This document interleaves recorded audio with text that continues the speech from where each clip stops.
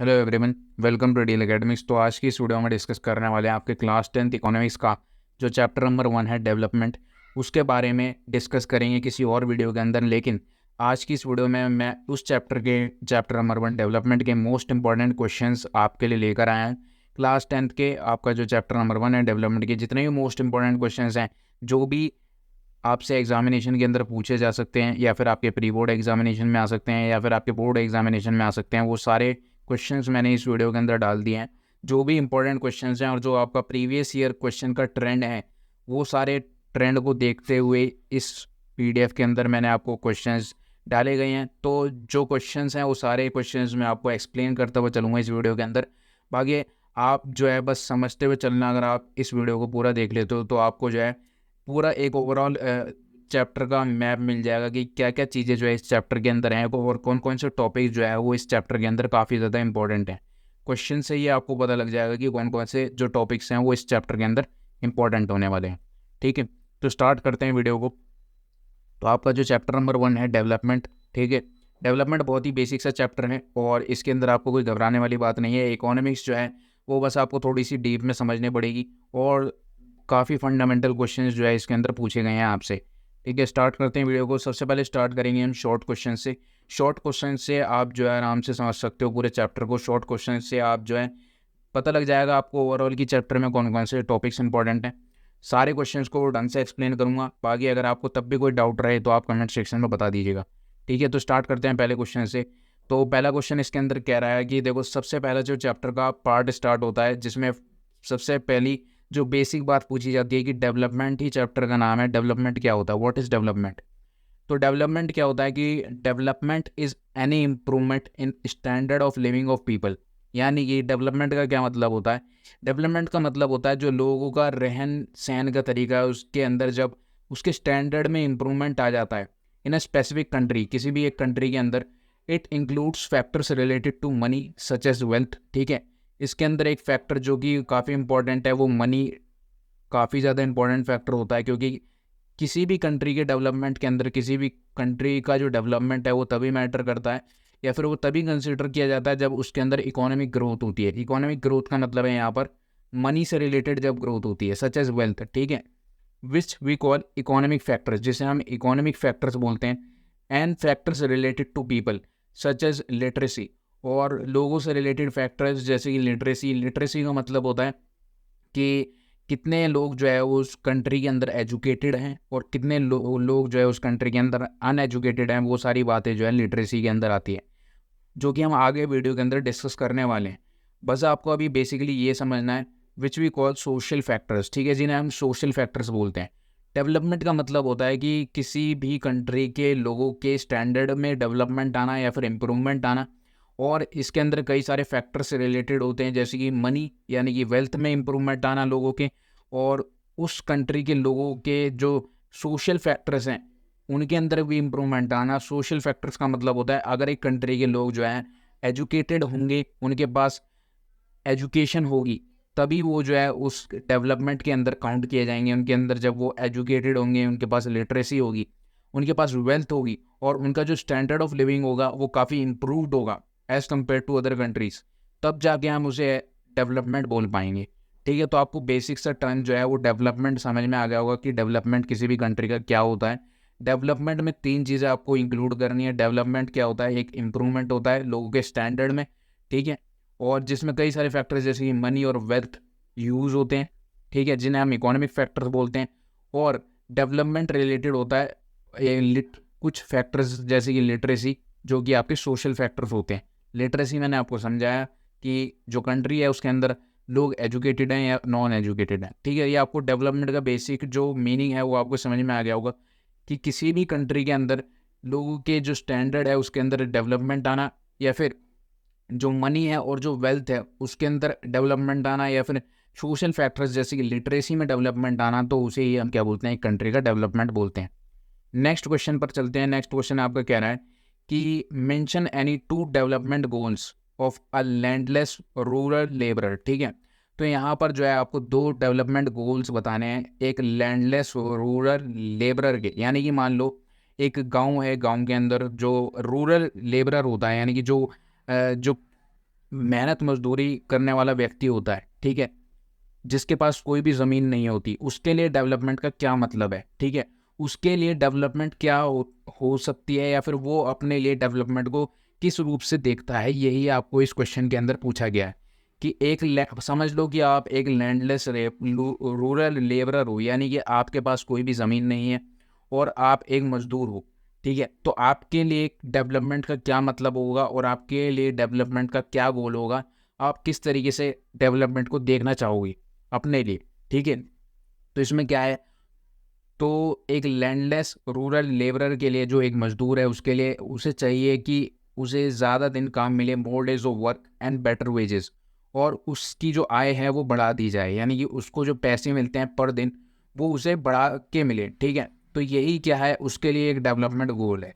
Second goal क्या है उसका, quality education for his children, और वो चाहता है कि अपने जो उसके बच्चे हैं उसको उनको क्वालिटी एजुकेशन मिले, यानी कि उन्हें जो है ढंग से पढ़ने का मौका मिले और वो जो है अच्छी शिक्षा को प्राप्त कर पाएँ, ठीक है। तो ये क्या है, एक डेवलपमेंट गोल है एक, कि एक मज़दूर के लिए जिसके पास कोई भी ज़मीन नहीं है, ठीक है। तो ये आपको बहुत ही बेसिक सा क्वेश्चन है, समझ में आ गया होगा दोनों पॉइंट्स।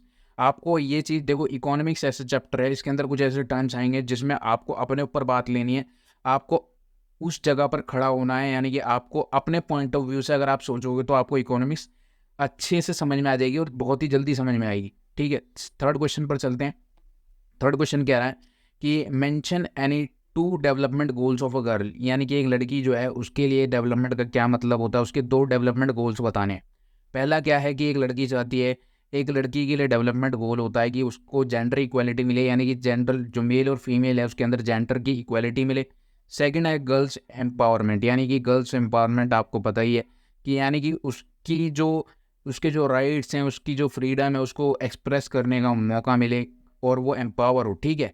दो ही इसके लिए जो डेवलपमेंट गोल्स होते हैं वो एक लड़की के लिए होते हैं, पहला जेंडर इक्वलिटी और दूसरा जो है गर्ल्स एम्पावरमेंट, ठीक है। उसको भी राइट टू फ्रीडम, यानी कि उसको एक्सप्रेस करने का मौका दिया जाए, उसे भी बहुत सारी चीज़ों के अंदर अपॉर्चुनिटी मिले, ठीक है। बाकी सारी फील्ड्स के अंदर उसे अपॉर्चुनिटी मिले, वही ये चाहती है, ठीक है।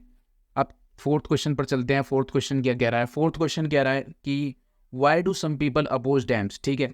तो बहुत सारे लोग आपने देखे होंगे गाँवों के अंदर, जो गाँव होते हैं, जो रूरल एरियाज़ होते हैं, वहाँ पर लोग नहीं चाहते कि वहाँ पर डैम्स बने, डैम्स जिससे पानी आता है, ठीक है। तो लोग जो है डैम्स के खिलाफ क्यों हैं, डैम्स क्यों नहीं बनाना देना चाहते, तो इसका आंसर है कि because construction of dams disturb the lives of people who are displaced, ठीक है। तो आपको ऐसे समझना है कि मान लो आप एक गांव के अंदर रह रहे हो और वहाँ पर जो है सरकार ने एक डैम बनाने का प्रोजेक्ट जो है वो चालू करा है। तो अगर आप उस ज़मीन पर रह रहे हो जहाँ पर डैम सरकार बनाना चाहती है, तो आपको सरकार जो है वो वहाँ से डिस्प्लेस कर देगी किसी और पोजीशन पे, किसी और जगह पे। तो आपकी जो लाइफ साइकिल है वो डिसरप्ट हो जाएगी, यानी कि आपकी लाइफ साइकिल डिस्टर्ब हो जाएगी और आप जो है परेशान हो जाओगे। इसी वजह से लोग जो है अपनी जगह को नहीं छोड़ना चाहते जहाँ से उन्होंने अपनी जो ज़िंदगी है उसे शुरू करा है। इसलिए construction of dams disrupt the lives of people were displaced, यानी कि उनकी जो ज़िंदगी है, लोगों की ज़िंदगी में बहुत बड़ा बदलाव आ जाता है जब उन्हें उस जगह से डिस्प्लेस कर दिया जाता है, दूसरी जगह पे रखा जाता है। तो बहुत सारे फैक्टर्स मैटर करते हैं, बहुत सारे चेंजेस उनके लाइफ के अंदर आ जाते हैं और वो बहुत ज़्यादा परेशान हो जाते हैं, ठीक है, फाइनेंशियली भी और मेंटली भी, ठीक है। तो ये आपको समझ में आ गया होगा कि लोग जो है वो डैम्स को क्यों अपोज करते हैं, क्योंकि एक बहुत बड़ा एरिया जो है वहाँ से डिस्प्लेस हो जाता है लोगों का किसी और प्लेस के अंदर, ठीक है। फिर आपका नेक्स्ट क्वेश्चन है व्हाट इज़ सस्टेनेबल डेवलपमेंट। तो ये काफ़ी इंपॉर्टेंट क्वेश्चन है कि सस्टेनेबल डेवलपमेंट क्या होता है, why is the issue of sustainability important for development, ठीक है। तो सस्टेनेबिलिटी का जो इशू है वो डेवलपमेंट के लिए क्यों इंपॉर्टेंट है। देखो सबसे पहले तो मैं बता देता हूँ कि सस्टेनेबल डेवलपमेंट क्या होता है। Sustainable development refers to development that meets the need of the present without compromising the ability of future generation to meet their own needs, ठीक है। तो सस्टेनेबल डेवलपमेंट का मतलब होता है कि डेवलपमेंट इस तरीके से किया जाए जिससे आपकी जो प्रेजेंट जनरेशन है उसकी नीड्स फुलफिल हो जाएं और हम जो है फ्यूचर जनरेशन्स को ना परेशान करते हुए अपनी नीड्स को फुलफिल कर लें, ठीक है। यानी कि हमें कोई ऐसा काम ना करना पड़े जिसकी वजह से जो फ्यूचर जनरेशन्स हैं उनको दिक्कत आए, ठीक है। तो इसके अंदर आपसे क्वेश्चन क्या पूछा गया है, why is the issue of sustainability important for development. तो सस्टेनेबिलिटी का इशू डेवलपमेंट के लिए क्यों इंपॉर्टेंट है, तो इसमें आपको आंसर पढ़ना है, economic development is a continuous process.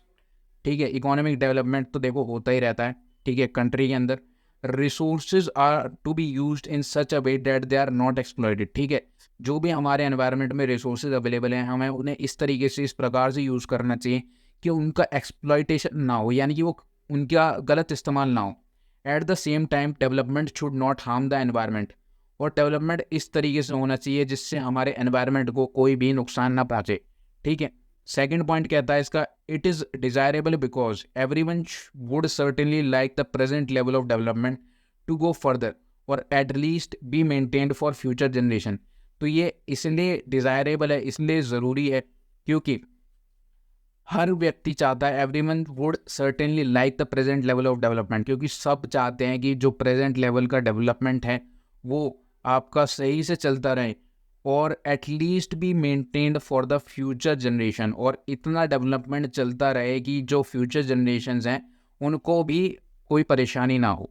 ठीक है, तो ये आपको समझ में आ गया होगा कि सस्टेनेबल डेवलपमेंट का जो इशू है वो डेवलपमेंट के लिए क्यों इम्पोर्टेंट है, क्योंकि यहाँ पर जो है आपकी जो प्रेजेंट नीड्स हैं उनको फुलफ़िल तो करना है, कि डेवलपमेंट करना है और प्रेजेंट नीड्स को भी फुलफ़िल करना है, लेकिन जो फ्यूचर जनरेशन हैं उनको ध्यान में रखकर जो है डेवलपमेंट जब होगा तभी जाकर जो है आपका सस्टेनेबिलिटी डेवलपमेंट जो है हर किसी व्यक्ति के लिए या हर किसी जो आपका व्यक्ति इस कंट्री के अंदर रह रहा है उसके लिए फ़ायदेमंद होगा या फिर बेनिफिशियल होगा। ठीक है, आगे चलते हैं। यहाँ पर नेक्स्ट क्वेश्चन है, सिक्स्थ क्वेश्चन कह रहा है कि व्हाट मे बी, देखो ये काफ़ी इंपॉर्टेंट क्वेश्चन है, what may be development for one may not be development for the other. ठीक है, तो ये वाली स्टेटमेंट क्या कह रही है, ये वाली स्टेटमेंट कह रही है कि एक व्यक्ति के लिए कोई चीज़ डेवलपमेंट हो सकती है, जो चीज़ एक व्यक्ति के लिए डेवलपमेंट है वो किसी और के लिए डेवलपमेंट नहीं है, या फिर वो किसी और के लिए जो है वो नुकसानदेह भी हो सकती है। ठीक है, आपको ये जो क्वेश्चन है उसको एग्जांपल्स देकर समझाना है। तो इसका एग्जांपल क्या क्या है कि एक व्यक्ति के लिए कोई चीज़ डेवलपमेंट हो सकती है तो दूसरे व्यक्ति के लिए वो चीज़, वो सेम चीज़ डेवलपमेंट नहीं हो सकती, उसके लिए वो चीज़ जो है वो डेवलपमेंट नहीं हो सकती, और साथ ही साथ उसके लिए वो चीज़ खतरनाक भी साबित हो सकती है और उसके लिए वो अनबेनिफिशियल भी हो सकती है। जैसे कि एग्जांपल क्या क्या दे रखा है इसमें, industrialist may want more dams to get more electricity. देखो जो उद्योगिकारी जो होते हैं, जो इंडस्ट्रियलिस्ट होते हैं, जो इंडस्ट्रीज़ को रन करते हैं, वो चाहते हैं कि ज़्यादा से ज़्यादा डैम्स बने हमारे देश के अंदर ताकि ज़्यादा से ज़्यादा इलेक्ट्रिसिटी जनरेट हो। इलेक्ट्रिसिटी जनरेट होगी तो ज़्यादा से ज़्यादा इंडस्ट्रीज़ के अंदर उन्हें यूज़ किया जाएगा। But this may submerge the land and disturb the lifes of people. लेकिन इससे क्या होगा, इससे जहाँ पर डैम्स बनाई जाएंगी वहाँ पर जो लोग हैं उनकी जो ज़मीन है वो ख़राब हो जाएगी, उन्हें डिस्प्लेस कर दिया जाएगा, उनकी ज़िंदगी ख़राब हो जाएगी। सजेस्ट ट्राइबल्स यानी कि जो आदिवासी लोग होते हैं वो सबसे ज़्यादा ऐसा देखा गया है हिस्ट्री के अंदर कि उन्हें सबसे ज़्यादा इस केस के अंदर प्रॉब्लम हुई है, जहाँ पर जब सरकार ने डैम्स बना दिए उनकी ज़मीनों पर और उनकी जो पूरी लाइफ है वो ख़राब हो गई, और जब वो दूसरी जगह पर मूव करते हैं तो बहुत सारी उन्हें प्रॉब्लम्स आती हैं। सेकंड है यहाँ पर इसका एग्जांपल हो सकता है कि तो ये इससे आपको ये समझ में आ गया कि एक व्यक्ति के लिए जैसे इंडस्ट्रियलिस्ट है उसके लिए तो वो डेवलपमेंट है, लेकिन जो ट्राइबल लोग हैं, जो आदिवासी लोग हैं, जिन्हें उस लैंड से हटाया जा रहा है उनके लिए वो डेवलपमेंट नहीं है, उनके लिए वो बहुत ही ज़्यादा क्या है, डिस्ट्रक्शन है, उनके लिए तो वो खतरनाक है और वो नहीं चाहते ऐसा हो। सेकंड है यहाँ पर पॉइंट दे रखा है, a farmers want to sell food grains at a higher price but a low earning person want to purchase it at low prices. ठीक है, तो एक किसान जो है, किसान चाहता है कि उसके जो अन्न है यानी कि जो फूड ग्रेन्स हैं वो काफ़ी हाई प्राइसेस पर बिकें, लेकिन जो व्यक्ति कम पैसे कमाता है, अ लो अर्निंग पर्सन, जो एक व्यक्ति है जिसके पास बहुत ही कम अर्निंग है, बहुत ही कम पैसे कमाता है, वो चाहता है कि वो उसी फूड ग्रेन को वो काफ़ी कम प्राइसेस में परचेज करे क्योंकि उसकी जो इनकम है वो इतनी नहीं है। ठीक है, तो ये फार्मर के लिए तो डेवलपमेंट है, लेकिन जिस व्यक्ति की कमाई कम है यानी कि जो उसकी अर्निंग है वो बहुत कम है, वो उसके लिए डेवलपमेंट नहीं है, वो उसके लिए हानिकारक है या फिर वो नहीं चाहता कि ऐसा हो। ठीक है, तो आपको समझ में आ गया कि एक व्यक्ति के लिए क्या डेवलपमेंट हो सकता है, दूसरे के लिए वो चीज़ डेवलपमेंट नहीं हो सकती। थर्ड पॉइंट क्या कह रहा है इसमें, more wages means development for a worker but it affect negatively a businessman. ठीक है, अब आप समझ लो कि एक मजदूर हो, आप किसी फैक्ट्री में काम करते हो, तो ज़्यादा आप चाहते हो कि आपको ज़्यादा आय मिले, आपको पर दिन जो है आपको जो वेजेस हैं वो आपको सही से मिले। तो वो आपके लिए एक डेवलपमेंट है कि आप चाहते हो कि आपको अच्छे से जो आपकी दिहाड़ी है या फिर जो भी कह सकते हो आप एक वर्कर के लिए, तो वो चाहता है कि उसको ज़्यादा मिले। लेकिन एक बिजनेसमैन को ये नेगेटिवली अफेक्ट करता है, क्योंकि बिजनेसमैन का तो इसके अंदर घाटा है। तो आपको समझ में आ गया कि एक व्यक्ति के लिए जो चीज़ डेवलपमेंट हो सकती है वो चीज़ दूसरे व्यक्ति के लिए डेवलपमेंट नहीं हो सकती। ठीक है, समझ में आ गया आपको तीनों पॉइंट्स। ये तीनों पॉइंट्स काफ़ी ज़्यादा इंपॉर्टेंट है। जैसे ही आपसे एग्जामिनेशन में ये क्वेश्चन पूछा जाए तो आपको ये तीनों पॉइंट्स मेंशन ज़रूर करने हैं। ठीक है, आपका 7th क्वेश्चन क्या कह रहा है कि what is average income of a country. एक कंट्री की एवरेज इनकम क्या होती है। ठीक है, देखो एवरेज इनकम जो है, एवरेज इनकम को हम वैसे तो पर कैपिटा इनकम भी कहते हैं। Average income is the total income of the country divided by it's total population. यानी कि एक कंट्री की जो टोटल इनकम है, यानी कि जो टोटल इनकम है, total income by total population आप कर दो, टोटल पॉपुलेशन तो आपकी वो क्या आ जाएगी, एवरेज इनकम आ जाएगी। यानी कि एक कंट्री की जो आपकी टोटल इनकम है, total income of the country divided by total population, तो उसे हम क्या बोलेंगे, एवरेज इनकम, जिसे हम पर कैपिटा इनकम भी बोलते हैं। पर कैपिटा इनकम एक काफ़ी इंपॉर्टेंट टर्म है, आपको ध्यान रखना है, जिसे हम एवरेज इनकम भी बोलते हैं। ठीक है, किसी भी कंट्री की जो टोटल इनकम है, जब हम उसे डिवाइड कर देते हैं उसकी टोटल पॉपुलेशन से, तो हमें एवरेज इनकम मिल जाती है। ठीक है, काफ़ी बेसिक सा क्वेश्चन था। 8th क्वेश्चन क्या कह रहा है, 8th क्वेश्चन कह रहा है कि what is infant mortality rate. ठीक है, इन्फेंट मोर्टेलिटी रेट क्या होता है। इन्फेंट मोर्टेलिटी रेट होता है, इन्फेंट मोर्टेलिटी रेट और IMR indicates the number of children that die before the age of 1 year as a proportion of 1000 live children born in that particular year. यानी कि एक साल के अंदर जो 1000 बच्चे पैदा होते हैं, ठीक है, हर साल जो 1000 बच्चे पैदा होते हैं उनमें से जो एक प्रपोर्शन होता है, एक कह सकते हो आप रेशो, 1:1000 का रेशो, जिसमें जो बच्चे एक साल से कम की उम्र में मर जाते हैं, हर 1000 बच्चों में एक ऐसा बच्चा जो कि एक साल की कम उम्र में ही उसकी डेथ हो जाती है, तो हम उसी रेशो को क्या बोलते हैं, इन्फेंट मोर्टेलिटी रेट बोलते हैं। ठीक है, इन्फेंट मोर्टेलिटी रेट बोलते हैं। हर 1000 बच्चों में एक बच्चा जो हर साल उसकी जो डेथ है वो 1 ईयर से कम एज में हो जाती है, तो उसी रेशियो को हम क्या बोलते हैं, इन्फेंट मोर्टेलिटी रेट बोलते हैं। आपसे जब भी एग्जामिनेशन में पूछा जाए तो आपको ये डेफिनेशन लिखनी है कि the number of children that die before the age of 1 year as a proportion of 1000 live children born in that particular year. ठीक है, समझ में आ गया आपको। नेक्स्ट क्वेश्चन कह रहा है आपका, what is literacy rate. Literacy rate क्या होता है।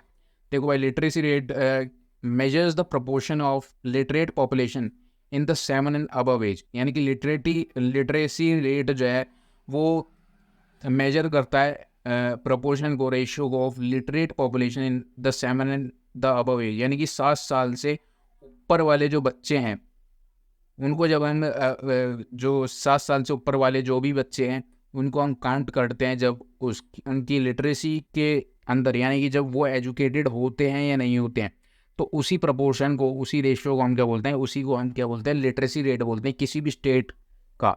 ठीक है, या फिर किसी भी कंट्री का आप निकाल सकते हो लिटरेसी रेट, कि जितने भी उस कंट्री के अंदर बच्चे रहते हैं या फिर जो भी आपके ह्यूमंस हैं जो कि 7 साल से ऊपर की उम्र के हैं और वो लिटरेट हैं, यानी कि वो पढ़े लिखे हैं, उसी प्रपोर्शन या रेशियो को हम लिटरेसी रेट बोलते हैं। ठीक है, अब यहाँ पर 10th क्वेश्चन है, what is net attendance ratio. Net attendance ratio क्या होता है। Net attendance ratio is the total number of children of age group 6 to 10, यानी कि 6 से 10 साल तक के वो बच्चे, उनका रेशियो, जितने भी बच्चे 6 से 10 साल के हैं, attending school as a percentage of total number of children in the same age group. यानी कि 6 से 10 साल के ऐसे बच्चे जो कि स्कूल जा रहे हैं, ठीक है, as a percentage of total number of children, यानी कि 6 से 10 साल के वो बच्चे जो कि स्कूल जा रहे हैं, और जो टोटल बच्चे हैं, उनका जो रेशियो होता है उसे हम क्या बोलते हैं, उसी सेम एज ग्रुप में जो टोटल बच्चे हैं उसका जो रेशियो होता है हम उसे क्या बोलते हैं, नेट अटेंडेंस रेशियो। ठीक है, उसी रेशियो को हम क्या बोलते हैं, नेट अटेंडेंस रेशियो। ठीक है, फिर नेक्स्ट आता है आपका छोटा सा क्वेश्चन है, in which state the infant mortality rate is lowest in India. तो आपसे पूछा जाएगा कि एक ऐसी स्टेट बता दो इंडिया के अंदर जिसका इन्फेंट मोर्टेलिटी रेट जो है वो सबसे कम है। तो इसका आंसर है कि केरला। आपको पता होगा कि जो केरला है वो उसका इन्फेंट मोर्टेलिटी रेट जो है वो सबसे कम होता है। ऐसा क्यों होता है, नेक्स्ट क्वेश्चन में यही दे रखा है, why has Kerala Kerala low infant mortality rate. Low infant mortality rate क्यों है वहाँ का? It is due to adequate provision of basic health and educational facilities. ठीक है, ऐसा इसीलिए है इसका केरला का लो इन्फेंट मोर्टेलिटी रेट इसलिए है क्योंकि वहाँ पर जो है काफ़ी सारी अच्छी फैसिलिटीज़ हैं हेल्थ की और साथ ही साथ एजुकेशन की।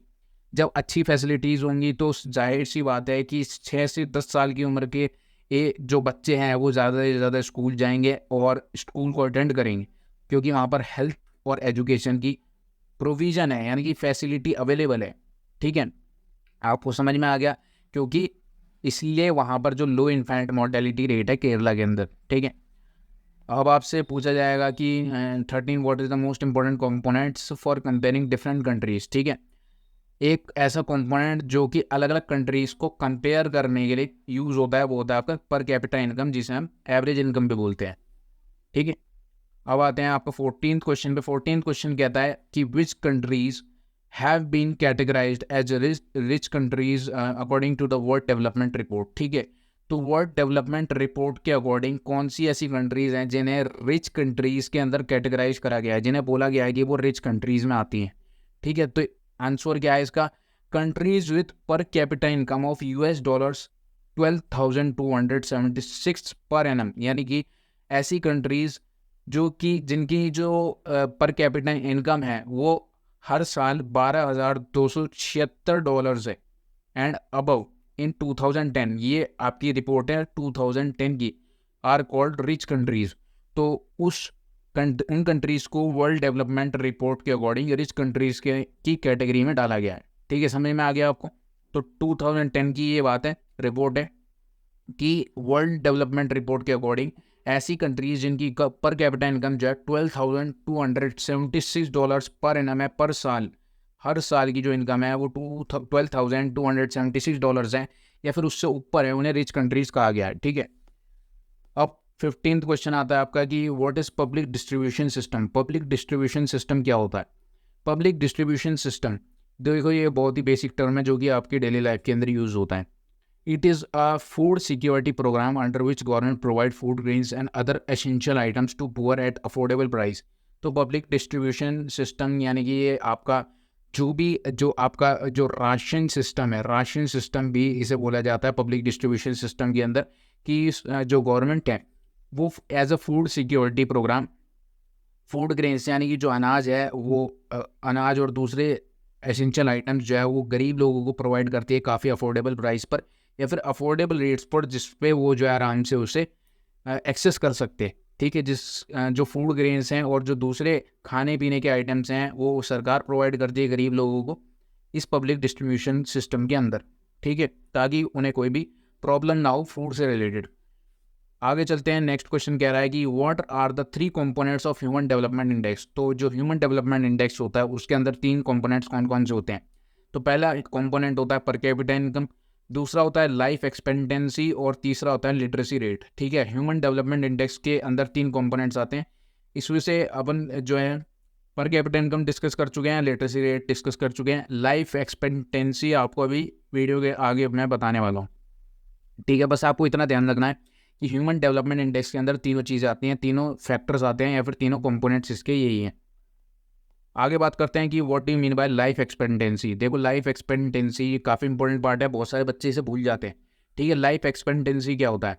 Average expected length of life of a person at the time of birth. ठीक है, यानी कि जन्म होने से लेकर यानी कि at the time of birth average expected length of, देखो लाइफ एक्सपेक्टेंसी का मतलब होता है जितना एक व्यक्ति जो है जीवन जीता है उसे हम क्या कह सकते हैं, उसका जो एवरेज होता है, उसका एवरेज होता है, उसे लाइफ एक्सपेक्टेंसी बोलते हैं। ठीक है, तो लाइफ एक्सपेक्टेंसी एक एवरेज का मतलब समझते हो ना आपकी, एवरेज का मतलब है कि एक ह्यूमन बीइंग जो है एवरेज लाइफ लेंथ क्या होती है एक ह्यूमन बीइंग की, यानी कि एक इंसान की एवरेज लाइफ लेंथ होती है। अगर मैं आपको अप्रोक्सीमेटली बताऊं तो एक एवरेज जो लाइफ लेंथ होती है एज पर द रिपोर्ट्स वो आपकी 80 साल की होती है, ठीक है, 18 ईयर्स ऑफ एज, यानी कि एक जो एवरेज लाइफ लेंथ होती है किसी भी ह्यूमन बीइंग की वो आपकी 80 साल की हो सकती है, ठीक है। ये मैं थोड़ा सा आपको आउट ऑफ कंटेक्स्ट जाकर बता रहा हूँ, ये जो जो आपका रिपोर्ट है ये ऊपर नीचे भी हो सकती है, जितनी भी आपकी साल के अंदर नंबर ऑफ डेथ्स होती हैं उसके अकॉर्डिंग जो है इस रेशियो को हम जो है क्या कर सकते हैं, ऊपर नीचे कर सकते हैं, ठीक है। Average expected length of life of a person at the time of birth, ठीक है। तो ये क्या है, आपकी लाइफ एक्सपेक्टेंसी हो जाती है, ठीक है। आगे चलते हैं। नेक्स्ट कह रहा है कि आपका water non renewable resources, give one example, ठीक है। तो नॉन रिन्यूएबल रिसोर्सेज क्या होती हैं उनका आपको एग्जांपल बताना है, ठीक है। अब जैसे ही आपको समझ में आ जाए नॉन रिन्यूएबल रिसोर्सेज क्या होती हैं तो आपको पता ये भी लग जाएगा कि रिन्यूएबल रिसोर्सेज क्या होती हैं। तो सबसे पहले बता देता हूँ, non renewable resources are the natural resources that can not be replaced at all or within a reasonable time. तो नॉन रिन्यूएबल रिसोर्सेज ऐसी रिसोर्सेज होती हैं जिन्हें हम दोबारा से रिन्यू नहीं कर सकते, ठीक है। With in a period of time या फिर एक रीजनेबल टाइम हमें दे दिया जाए तो हम उन रिन्यूएबल रिसोर्सेज को दोबारा से रिन्यू नहीं कर सकते। जैसे कि for example fossil fuels such as oil, gas and coal are examples of non renewable resources. Example क्या क्या है इसमें, ऑयल, गैस और कोल, ठीक है। ऑयल, गैस और कोल ऐसी चीज़ें हैं जिन्हें हम जो है दोबारा से रिन्यू नहीं कर सकते। These resources accumulated over millions of years, यानी कि ये ऐसी रिसोर्सेज हैं जिन्हें कई सालों लग गए, कई सौ सालों लग गए जिन्हें ऑब्टेन करने में। ये ऐसी रिसोर्सेज हैं कई मिलियंस ऑफ ईयर्स लग गए, दसियों लाख साल लग गए, लाखों साल लग गए इन्हें जो है वो ऑब्टेन करने में। इन्हें हम रिन्यू नहीं कर सकते with in a period of time, यानी कि इन्हें रिन्यू करने के लिए बहुत सारा टाइम की रिक्वायरमेंट होती है। तो ये क्या होती है, नॉन रिन्यूएबल रिसोर्सेज होती हैं। बाकी जो रिन्यूएबल रिसोर्सेज क्या होती हैं, तो रिन्यूएबल इसका उल्टा कर दो, जिन्हें हम रिन्यू कर सकते हैं वो रिन्यूएबल रिसोर्सेज हो गई, ठीक है। अब यहाँ पर आगे चलते हैं लॉन्ग क्वेश्चंस के ऊपर। देखो भाई, लॉन्ग क्वेश्चंस जो हैं वो आपके काफ़ी ज़्यादा इंपॉर्टेंट हैं, आपको 5 से 3 नंबर के अंदर पूछे जाएंगे। लॉन्ग क्वेश्चंस जो है वो आपको ढंग से देख के जाने हैं। लॉन्ग क्वेश्चंस क्या कह रहा है कि सजेस्ट, पहला कह रहा है suggest some ways which can be helpful in creating employment in rural areas, ठीक है। तो कुछ ऐसे तरीके बताने हैं हमें जिससे हम जो है एम्प्लॉयमेंट या फिर रोजगार को जनरेट कर सकते हैं रूरल एरियाज़ के अंदर। रूरल एरियाज़ का मतलब है कि जो गांव देहात के एरियाज़ होते हैं वहाँ पर हम कैसे जो है रोजगार को बढ़ा सकते हैं, उसके कुछ तरीके बता दो, ठीक है। तो some measures to create employment in rural areas, तो गाँव देहात के जो एरियाज़ होते हैं उनके अंदर हम एम्प्लॉयमेंट या फिर रोजगार को बढ़ा सकते हैं bye promoting rural industries like craft industry and other small scale industry, ठीक है। कुछ स्मॉल स्केल इंडस्ट्रीज़ को प्रमोट करके, जैसे कि आपकी क्राफ्ट की इंडस्ट्रीज़ हो गई जिसके अंदर हम जो है पेपर वगैरह के या फिर आपके हैंडी जो हाथ से बनाने वाले जो प्रोडक्ट्स होते हैं उनकी इंडस्ट्रीज़ खोलकर एक रूरल एरियाज़ के अंदर हम जो है एम्प्लॉयमेंट या फिर रोज़गार को बढ़ा सकते हैं। इंडस्ट्रीज़ खोलेंगे तो ऑब्वियस सी बात है, इंडस्ट्रीज़ खोलेंगे तो वहाँ पर के जो लोकल एरियाज़ के लोग हैं वो वहाँ पर उन इंडस्ट्रीज़ के अंदर काम करेंगे जिससे उन्हें रोज़गार मिलेगा।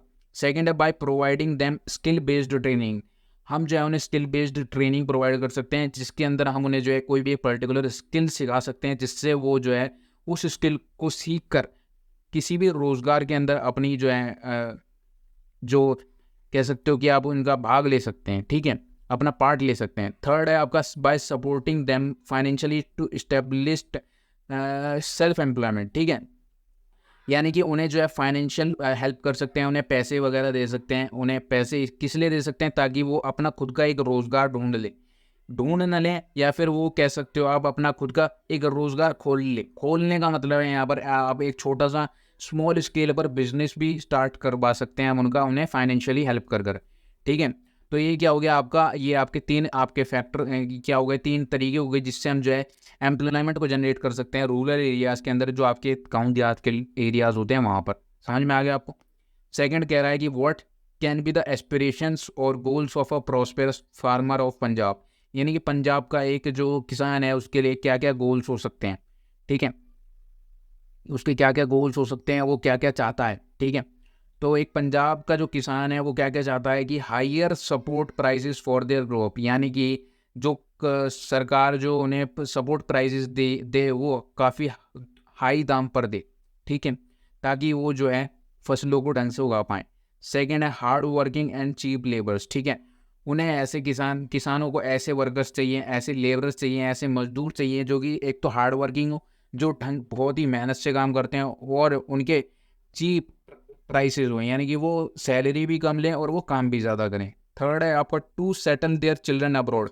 पंजाब का एक किसान चाहता है कि उसके बच्चे जो है वो दूसरे फॉरेन कंट्रीज़ के अंदर सेटल हो जाएं और अपनी एजुकेशन वगैरह को वहीं पर कंप्लीट करें। ठीक है, ये आपके पॉइंट्स के अंदर आपको लिखना है। पॉइंट्स के अंदर लिखोगे तो आपको बहुत ही बेनिफिट मिलेगा और एग्जामिनेशन के अंदर आप आराम से अच्छे मार्क्स ले आओगे। ठीक है, तीनों चीज़ें आपको समझ में आ गई होंगी। आगे चलते हैं, नेक्स्ट क्वेश्चन क्या कह रहा है। मनी, देखो ये वाला क्वेश्चन बहुत इंपॉर्टेंट है। क्या कह रहा है कि money can not buy all the goods and services that one need to live well. तो पैसा ही है एक ऐसी चीज़ नहीं होती जिससे हम सारी चीज़ों को खरीद सकते हैं, मटीरियलिस्टिक चीज़ों को खरीद सकते हैं या फिर ऐसी सर्विसेज ले सकते हैं जो कि किसी को रहने के लिए आसान कर देती है उसकी लाइफ। तो इसकी इसकी जो स्टेटमेंट है उसको एक्सप्लेन करना है। तो इसका आप आंसर क्या लिखोगे कि money can not buy all the goods and services then one needs to live, because ऐसा इसलिए कहा जाता है अपार्ट फ्रॉम मनी। पहला पॉइंट है apart from money the infrastructure and facility like health and education is required to live well. तो यहाँ आने की इंफ्रास्ट्रक्चर और फैसिलिटी, देखो इंफ्रास्ट्रक्चर और फैसिलिटी जैसे कि हेल्थ और एजुकेशन भी इंपॉर्टेंट होती है ताकि हम जो है ढंग से रह पाएँ। क्योंकि अगर आपके पास सिर्फ पैसा ही पैसा होगा, आपके पास हेल्थ नहीं होगी या फिर आप एजुकेटेड नहीं होगे तो आप जो है आप ऐसे एनवायरनमेंट के अंदर सर्वाइव नहीं कर पाओगे। ठीक है, second, you can't buy all services and goods by money until the facility arrangement are available at required time and place। ठीक है, आप जो है सारी सर्विसेज और गुड्स को नहीं खरीद सकते पैसे से जब तक आपको फैसिलिटी और अरेंजमेंट जो है वो सही टाइम और जगह पर ना मिल जाए। आपको समझ में आ गया कि पैसे से आप सब कुछ नहीं खरीद सकते, क्योंकि हेल्थ और एजुकेशन भी रिक्वायर्ड होती है रहने के लिए। सारी सर्विसेज जो है आप पैसे से नहीं खरीद सकते। सेकेंड पॉइंट कह रहा है कि the reason behind under nourishment of 40% people of India इस पोवर्टी। यानी कि बहुत सारे जो आपका एक रीज़न है अंडर नरिशमेंट का, यानी कि भारत के अंदर आज भी ऐसे 40% लोग मौजूद हैं जिनके अंडर नरिशमेंट यानी कि उनको ढंग से जो है न्यूट्रिशन नहीं मिलता। वो क्यों नहीं मिलता? क्योंकि गरीबी है, पोवर्टी है। ठीक है, एंड अनअवेलेबिलिटी ऑफ रिसोर्सेज और एम्प्लॉयमेंट, और लोगों के पास जो है रिसोर्सेज मौजूद नहीं है, रोज़गार मौजूद नहीं है। इसलिए 40% भारत के लोग ऐसे हैं जो कि अंडर नरिशमेंट, यानी कि अंडर नरिशमेंट का मतलब होता है कि उनके पास अच्छा न्यूट्रिशन उन्हें नहीं मिल पाता। To learn, and second reason is the distribution of food. और सेकेंड रीज़न है कि उन्हें ढंग से खाना नहीं मिल पाता, फूड ढंग से डिस्ट्रीब्यूट नहीं हो पाता। अब ऐसा क्यों है? इसका रीज़न है the food distribution system is not good in most of the rural parts of the country which remains most of the people under nourished. ठीक है, ऐसे बहुत सारे रूरल एरियाज़ मौजूद हैं जहाँ पर आज भी जो है पब्लिक डिस्ट्रीब्यूशन सिस्टम जिसमें गवर्नमेंट जो है वो फूड को डिस्ट्रीब्यूट करती है वो ढंग का नहीं है, जिसकी वजह से बहुत सारे लोग जो है आज भी अंडर नरिशमेंट यानी कि उनको ढंग से न्यूट्रिशन नहीं मिल पाता, फूड की अवेलेबिलिटी नहीं है कई सारे पार्ट्स ऑफ द कंट्री के अंदर, जिससे लोग जो है वो बहुत ही ज़्यादा, आप कह सकते हो कि उनकी जो न्यूट्रिशनल वैल्यू है उनके शरीर के अंदर वो बिल्कुल ख़त्म है। यानी कि कह सकते हो कि आप उनको जो है जब ढंग से न्यूट्रिशन नहीं मिलेगा, 40% लोग ऐसे हैं जो कि गरीबी से जूझ रहे हैं। ठीक है, क्योंकि यहाँ पर आपके रिसोर्सेज मौजूद नहीं है और आपके रोज़गार मौजूद नहीं है। तो ये सारी चीज़ें आपको जो है समझ में आ गई होगी कि क्यों जो है आपका जो अंडर नरिशमेंट है वो फैक्टर है। ठीक है, आपको समझ में आ गया होगा कि why money can not buy all the goods and services one need to live well. ठीक है, यहाँ पर आगे बात करते हैं। फोर्थ क्वेश्चन है what is meant by national development. यहाँ पर ये क्वेश्चन भी आपका प्रीवियस ईयर में क्वेश्चन में भी आया हुआ है कि नेशनल डेवलपमेंट का मतलब बता दो। वैसे तो पिछले वाला क्वेश्चन जो मैंने आपको समझाया वो भी प्रीवियस ईयर क्वेश्चन में आया हुआ है। ठीक है, तो आपको ये जो सारे क्वेश्चन मैं बता रहा हूँ काफ़ी इंपॉर्टेंट क्वेश्चन हैं, इसलिए इन क्वेश्चन को आपको मिस नहीं करना है, पहले ही बता रहा हूँ। इसलिए इस वीडियो को मैं आपको पूरी एक्सप्लेनेशन के साथ समझा रहा हूँ ताकि आपको समझ में आ जाए कि हर एक क्वेश्चन का क्या क्या आपको आंसर देना है। What is meant by national development का मतलब क्या होता है? अपना ओपिनियन भी दो। ठीक है, देखो भाई SST जो आपका एग्जामिनेशन है इकोनॉमिक्स के अंदर कुछ क्वेश्चन आपको एग्जामिनेशन में ऐसे भी मिलेंगे जो कि आपके खुद का ओपिनियन CBSE आपसे पूछेगा कि आपका जो माइंड है वो टेस्ट करने के लिए कि आप जो है किस तरीके से अपना पॉइंट ऑफ व्यू रखते हो। सारी चीज़ें जो है आपकी कंट्री की इकोनॉमिक ग्रोथ हो गई और बहुत सारी चीज़ें ऐसी हैं जिसमें आपका पॉइंट ऑफ व्यू पूछा जाएगा कि आप क्या सोचते हो, आप एज अ स्टूडेंट क्या सोचते हो, या फिर आप बड़ा होकर क्या करना चाहते हो, या फिर आपका क्या पॉइंट ऑफ व्यू है इस चीज़ को लेकर। इससे क्या होता है वो आपकी जो मेंटल एबिलिटी है उसको टेस्ट करते हैं। ठीक है। तो नेशनल डेवलपमेंट क्या होता है? नेशनल डेवलपमेंट होता है the notion of a national development is varied, every individual has his own development goal which may sometimes differ or even conflict with goals of other. ठीक है, तो ये आपको समझ में आ गया, हर एक इंसान का अलग अलग गोल होता है डेवलपमेंट के लिए, जो कि दूसरे व्यक्ति से डिफर करता है, यानी कि हर व्यक्ति का डेवलपमेंट गोल सेम नहीं होता। However the ideas is to benefit large number of people, it may include, लेकिन यहाँ पर नेशनल डेवलपमेंट का फैक्टर आता है जहाँ पर एक लार्ज नंबर ऑफ पीपल जो है वो इसके अंदर कवर हो जाते हैं, जिसमें आता है fair and just path for all. ठीक है, जिसमें लोगों को एक फेयर पाथ मिले। प्रोवाइड पोल्यूशन फ्री इन्वायरमेंट, जिसके अंदर आपका जो एनवायरनमेंट है वो पोल्यूशन फ्री हो, ये भी एक नेशनल डेवलपमेंट का ही पार्ट है। Provide best health educational facilities, जब हेल्थ और एजुकेशनल फैसिलिटीज़ हमारे देश के अंदर अच्छी होंगी तब हम क्या करेंगे, वो भी एक नेशनल डेवलपमेंट का ही पार्ट है। Develop best kind of infrastructure, that is road, railways, industries etcetera, जब देश के अंदर इंफ्रास्ट्रक्चर अच्छा होगा, रोड अच्छी होंगी, रेलवेज अच्छी होंगी, इंडस्ट्रीज अच्छी होंगी, तो वो भी एक नेशनल डेवलपमेंट का ही पार्ट है। इंक्रीज पर कैपिटा इनकम, जब देश की पर कैपिटा इनकम जो ज़्यादा होगी तो वो भी एक नेशनल डेवलपमेंट का पार्ट है। इंक्रीज परचेजिंग पावर पैरिटी, यानी कि ठीक है, हम जो है जब दूसरी जो फॉरेन कंट्रीज़ में जो आपका एक्सचेंज होता है, जब हम उसके अंदर भी आगे होंगे तो वो भी आपका एक नेशनल डेवलपमेंट का ही एक पार्ट है। तो ये आपको सारा समझते हुए चलना है। ठीक है, बहुत ही आपका बेसिक क्वेश्चन है, बस आपको घबराना नहीं है, देख के आराम से आप जो है इस क्वेश्चन को आंसर कर सकते हो, बस समझते हुए चलना है आपको। ठीक है, फिफ्थ क्वेश्चन जो है ये भी प्रीवियस ईयर क्वेश्चन का ही पार्ट है। फिफ्थ क्वेश्चन क्या कह रहा है कि why are countries of the Middle East not called developed in spite of having high per capita income. तो देखो यार, ये जो मिडल ईस्ट कंट्रीज़ होती हैं, जो गल्फ कंट्रीज़ होती हैं, जैसे कि आपका सऊदी अरेबिया हो गया, यूएई हो गया, ये सारी कंट्रीज़ जो है डेवलप्ड क्यों नहीं कही जाती? बेशक, यानी कि इनकी हाई पर कैपिटा इनकम ज़्यादा होने के बावजूद भी इन्हें डेवलप्ड नहीं कहा जाता। इन्हें डेवलप्ड क्यों नहीं कहा जाता? काफ़ी सारे फैक्टर्स मैटर करते हैं। सिर्फ पर कैपिटा इनकम ज़्यादा होना ही आपकी डेवलपिंग कंट्री या फिर डेवलप्ड कंट्री के अंदर ही काउंट नहीं होता। तो इसका आंसर क्या होता है कि countries of the Middle East are not called developed because their performance on various indicators related to development is low, क्योंकि कई सारे ऐसे फैक्टर्स हैं जो कि मैटर करते हैं डेवलपमेंट के अंदर, और उन फैक्टर्स में ये मिडल ईस्ट कंट्रीज जो है वो काफ़ी नीचे हैं। एग्जाम्पल क्या है? There is no freedom of speech and expression in many countries, यानी कि मिडल ईस्ट कंट्रीज़ के अंदर कई सारी ऐसी कंट्रीज़ हैं जहाँ पर आप जो है खुल के बोल नहीं सकते हो, जो आपकी इच्छा है बोलने की और आपकी जो फ्रीडम ऑफ स्पीच है उसे सप्रेस किया जाता है कई सारी मिडल ईस्ट कंट्रीज़ के अंदर, इसलिए जो है इन्हें डेवलप्ड कंट्रीज़ की कैटेगरी में नहीं काउंट किया जाता। सेकेंड है women and man are not treated equally, यानी कि इन कंट्रीज़ के अंदर जो वुमेन है और जो मैन है उन्हें इक्वली ट्रीट नहीं किया जाता। ठीक है, यहाँ पर आप कह सकते हो कि ज़्यादा प्रेफरेंस दी जाती है मैन को अब वुमेन ऐसी कंट्रीज़ के अंदर। थर्ड है आपका preferential treatment to people belonging to one religion, यानी कि एक रिलीजन के लोगों को ज़्यादा प्रायोरिटी दी जाती है ऐसी कंट्रीज़ के अंदर। फोर्थ है आपका डिस्पैरिटी अमंग पीपल, यानी कि लोगों के अंदर भेदभाव भी होता है कई चीज़ों को लेके, कई सारे फैक्टर्स के अंदर।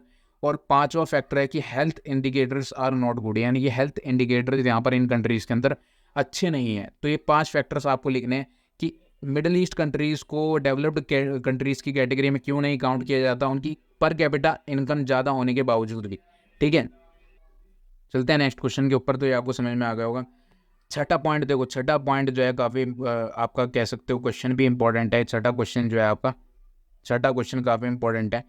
ये वाला क्वेश्चन प्रीवियस ईयर में भी आ चुका है और आपको जो है इस क्वेश्चन को देख के बहुत सारे स्टूडेंट घबरा जाते हैं, उनको समझ में नहीं आता ये क्वेश्चन है क्या। Consequences of environmental degradation do not respect national or state boundaries, justify the statement.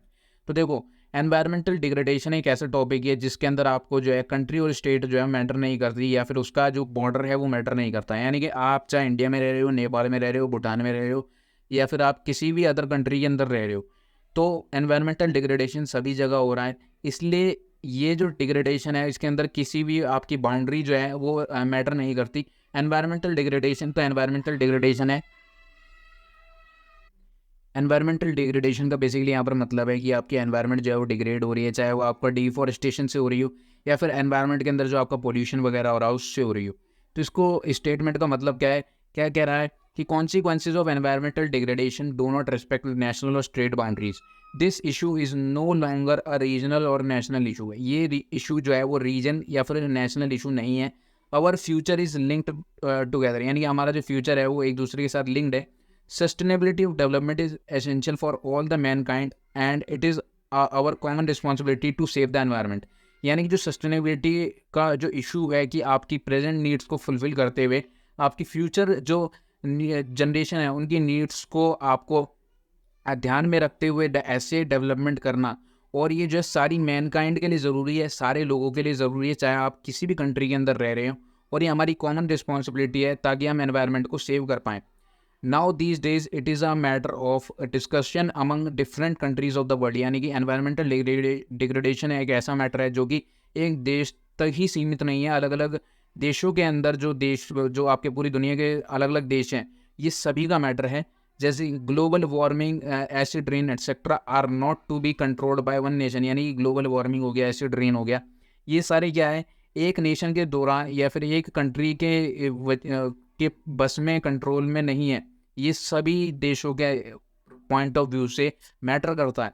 It is a global matter of concern of thinking and finding the solution, यानी कि ये ग्लोबल मैटर है, पूरी देश या फिर पूरी दुनिया जो है, पूरी दुनिया की जितने भी कंट्रीज़ हैं वो सारी जो है इन टॉपिक्स के ऊपर रिसर्च करेंगी और साथ ही साथ इनके सॉल्यूशंस फाइंड करेंगी, तभी जो है आपकी डेवलपमेंट ढंग से हो पाएगी।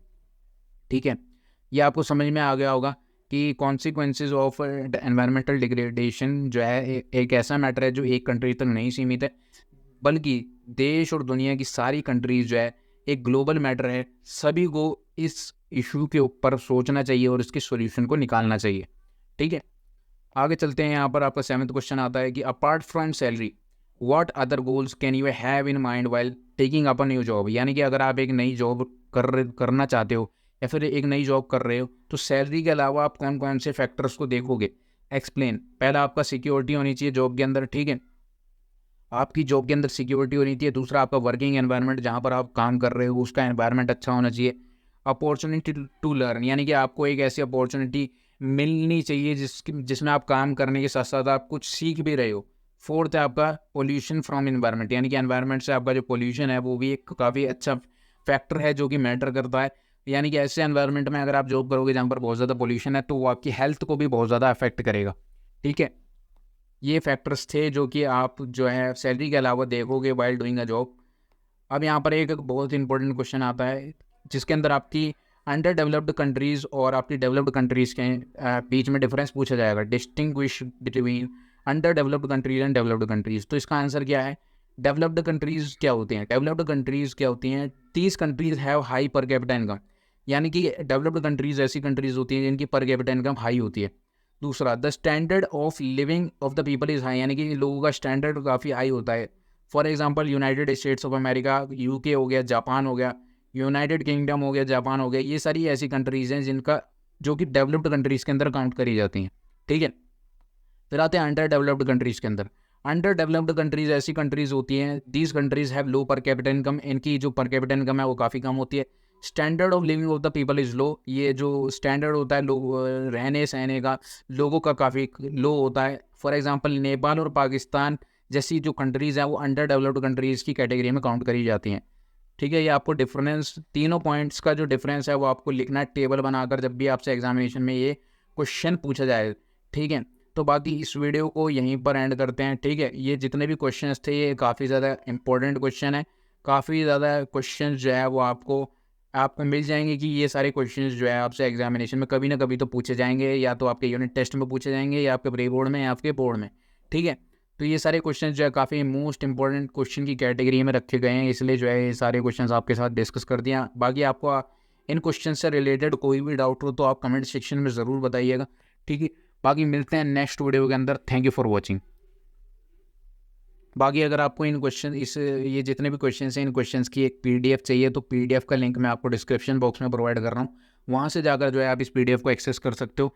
ठीक है, बाकी अगर आपको कोई भी डाउट हो इस वीडियो से रिलेटेड तो कमेंट सेक्शन में ज़रूर बताइएगा। मिलते हैं नेक्स्ट वीडियो के अंदर। Thank you for watching.